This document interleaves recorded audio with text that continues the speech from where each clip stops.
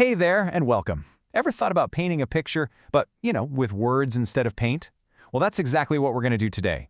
We're about to dive headfirst into the amazing world of poetry. So, let's get started. Okay, I want you to think about your favorite song for a second. You know that feeling you get when the music and the lyrics just click? And you feel happy or maybe even a little sad? That's the magic we're talking about.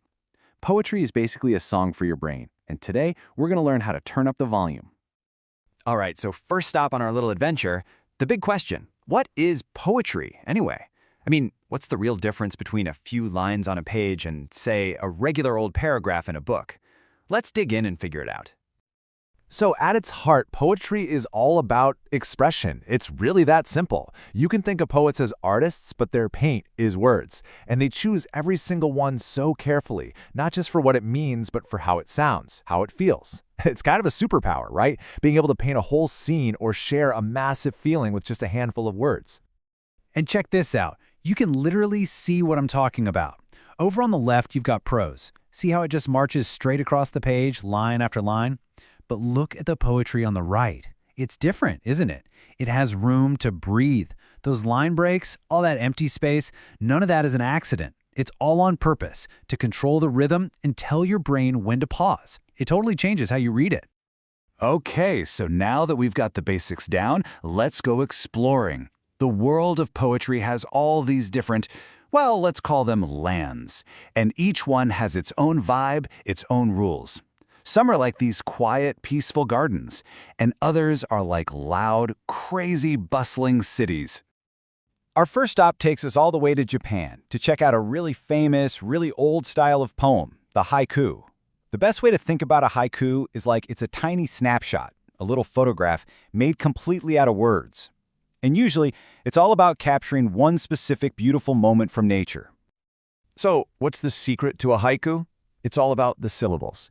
It's a really simple but super strict formula. You've got 5 syllables in the first line, 7 in the second, and then 5 again in the third. And you might notice they don't usually rhyme. The music, the whole rhythm of it comes from that simple 5-7-5 beat. Let's try one out. We can actually count it together. Ready? Green grass, summer sun. Yep, that's 5. A gentle breeze starts to blow. 7. Day is soft and warm. And we're back to 5. See? It's pretty cool how that tight little structure forces you to focus on just one perfect tiny moment. All right, we've had our calm, peaceful moment with the haiku. Now let's switch gears and jump into something, well, a lot sillier. Our next stop is the limerick, and with these, the whole point is just to be funny and maybe even a little ridiculous. Now limericks have their own recipe too. It's 5 lines, and it's all about the rhyme scheme. A-A-B-B-A. So what does that mean? It means the first, second, and fifth lines all have to rhyme. And then the third and fourth lines, which are usually shorter, they rhyme with each other. This whole setup is what gives limericks that famous, bouncy, almost sing-songy rhythm. So we've seen poems with some pretty strict rules, right? Well, now let's go somewhere where the poet gets to throw the rulebook out the window. Welcome to the wild world of free verse, where pretty much the only rule is that there are no rules. Yep, free verse is exactly what it sounds like. You don't have to worry about rhymes, there's no set rhythm or beat you have to follow. The poet is in complete control. They decide where the lines break, how fast or slow it goes, everything. And because of that, it often ends up sounding less like a song and more like someone just talking to you. It's really personal. Take a look at this one. There's no rhyme, no obvious beat, but you still get a really clear picture in your head, right? You can feel that quiet, rainy day. It's a great example of how you don't always need a bunch of rules to say something powerful. So you might be wondering, how do poets do it? How do they make their words so vivid and memorable, no matter what style they're writing in?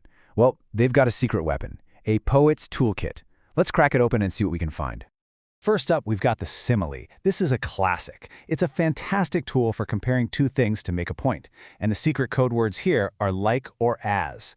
Using one of those, a poet can connect two totally different things, and suddenly you see something in a completely new way. For instance, saying the stars twinkled like diamonds, that's so much more powerful than just saying the stars were bright, right? Suddenly you're picturing these sparkling, precious little jewels spread all across the sky. It just paints a way better picture in your head. Okay, next tool. This one is like the simile's bolder, more confident cousin, the metaphor. A metaphor also makes a comparison, but it takes it a step further. It doesn't bother with like or as, it just comes right out and says one thing is another thing. And this is a perfect example of why metaphors are so powerful. The chores weren't like a mountain. The poem says they were a mountain. See the difference? It's so much more direct. You can almost feel how huge and impossible that pile of chores feels. That's a great metaphor at work. And for our last tool, we have one that's all about sound. It's called alliteration. And all it is when you have a bunch of words close together that start with the same sound. It's this really fun musical trick that makes a line sound catchy and stick in your brain. You've definitely heard this before in tongue twisters, right? That repeating as sound is just impossible to ignore. It gives the line this fun, playful rhythm and really makes it memorable. It's just a great way to have some fun with the actual sounds of the words. All right, we've traveled to different poetry lands, we've peeked inside the toolkit, and now we get to the best part of the whole adventure. Now, it's your turn. You get to be the poet. But before you start writing, it helps to know how to read a poem. Here are a few tips. First, read it through more than once. The first time, just listen to the sounds. The second time, think about the meaning. Next, try reading it out loud. Seriously, you'll actually hear the music in it. Pay attention to how it makes you feel. And last but not least, just let it create a little movie in your mind. There's no right way to do it. Just let yourself experience the poem. And when you feel ready to give writing a shot, here are some easy ways to start. Want to write a haiku? Just look out your window and describe something you see. In the mood for a limerick? Think of a funny story. And for free verse, just pick something you care about and start writing down your thoughts. Seriously, don't worry about the rules. The most important part is just to have fun with it and let your ideas out. So there you go. We've been on a whirlwind tour of the world of poetry. You've got the tools, you've got the map, you know the secrets now.